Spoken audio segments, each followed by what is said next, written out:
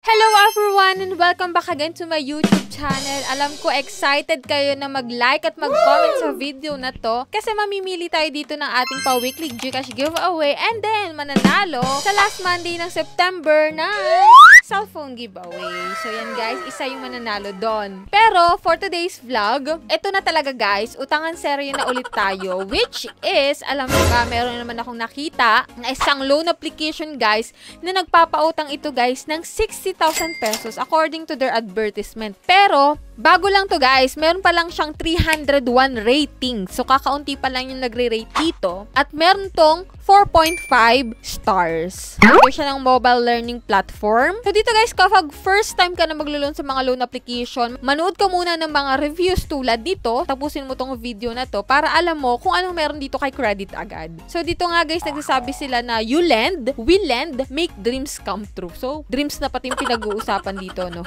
So, yan. A system with a level of security equivalent to that of a bank. So, yan guys. One valid ID lang ang kailangan mo. And then, it takes only 5 minutes to process yung loan mo. So, sabi dito guys, no?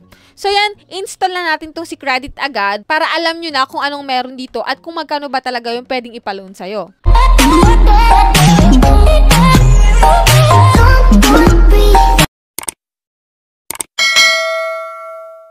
Ayan, disclaimer muna guys, no? So, hindi tayo agent or promoter ng mga loan application na na-feature natin sa ating YouTube channel. So, dito nga guys is sinusubukan natin siya and sinishare ko sa inyo kung anong requirements dito, kung maganda ba itong applyan, kung magkano yung pwedeng ipaloan sa'yo at kung magkano talaga yung pwede mong ma-receive. Kasi marami dyan sa Google Play Store and then sa App Store na naglalabasan ng mga loan application na mali naman pala. Yung advertisement nila is kabaliktaran doon sa talagang ipapaloan nila sa'yo. Kaya nandito tayo para malaman nyo and then para maging aware kayo sa mga loan application na to. So, dito nga si Credit Agad guys, nung in-install ko siya, ito yung bumugad sa akin. So, meron siyang fast audit process, only one ID required, and then 99% daw success na mag-a-approve yung loan mo. So, let's see, no?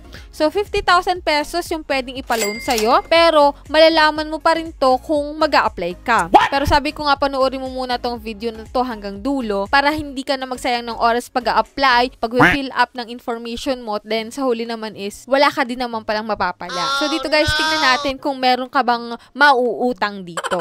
So, dito guys, meron siyang loan term na 121 days, and then interest rate per day ay 0.5%. So, yan, click mo dyan yung apply. Ayan, kung makikita mo dito, registered siya. And then, under din siya ng AMLC. O, ito yung Anti-Money Laundering Council, no? So, yan, si Credit Agad. So, dyan, guys, mag-register ka ng iyong active mobile number and then sign up. So, makikita mo na agad dito, pagka-sign up mo, yung mga ID na available dito or yung pwede dito. So, kung may isa kang ID sa mga sumusunod, is pwede ka makapag-proceed sa next step. Which is ang recommended ID type dito is driving license, PRC, SSS, passport, postal ID, UMID. So, may other option naman, pero mas maganda kasi ito yung recommended ID. Mas malaking chance mo na ma-approve. So, dito guys, may step 1 to step 4 ka na fill upan, which is yung simula nga is identity information hanggang work information, emergency contacts na magpo-provide ka ng 5 contact references. So, lagi ko nga sinasabi na isipin mo kung sino ilalagay mo ditong contact references kasi maaari nilang itong tawagan or i-text once na ikaw ay malapit na ma-overdue at hindi ka makontak nila. So, sila yung iti-text at tatawagan dyan. So, dito guys, after nun, itong yung withdrawal information kung saan mo pwedeng matanggap yung pera mo. Ito guys ay sa Gcash, Coins.ph, Paymaya, GrabPay, Shopee, and OmniPay. And pwede rin dito guys sa bank transfer, no? And ito na nga guys yung pinaka-iintay nyo. So, sabi nga kanina, 60,000 pesos yung pwedeng ipaloan, 50,000 pesos dito kay Credit Agad. Pero ang totoong na-approve sa akin is 1,500 pesos lang. So, dito guys, iba-iba naman tayo ng pwedeng ma-approve na loan amount. Kung sa akin ay 1,500, yung sa inyo pwedeng mas malaki pa dito or mas mababa. So, iba-iba, no? So, hindi tayo pare-pareho. So, ito sa 1,500 guys, like other loan application, nangangako ito na 121 days yung loan term. Pero, sa tunay na buhay talaga guys, is 7 days lang po ito.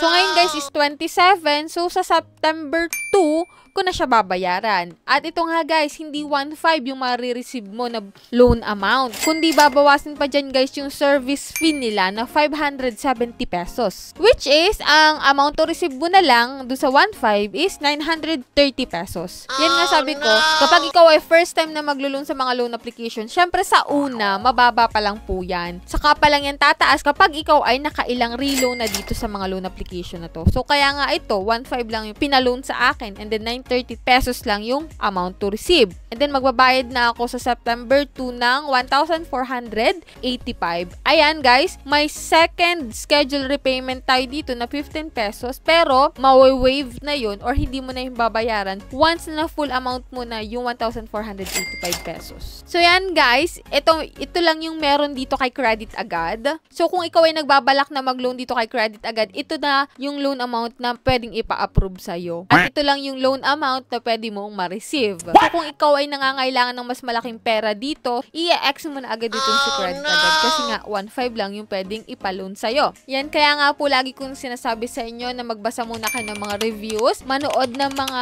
reviews about sa mga loan application para at the end, kayo na lang talaga yung mamimili ng mga loan application na gusto nyong applyan na swak dun sa inyong pangangailangan. So yan lang muna yung vlog natin for today. Kung kayo may mga katanungan pa, i-comment nyo lang dyan sa baba. At kung may nais kayong i-share na experience nyo sa mga loan application, i-share nyo na dyan sa comment section. So sa mga hindi pa po nakasubscribe sa aking YouTube channel, kindly click the subscribe button at hit nyo na rin notification bell para updated kayo sa ating pa-Gcash giveaway at sa ating mga utangan serye. So bye-bye na muna for now guys!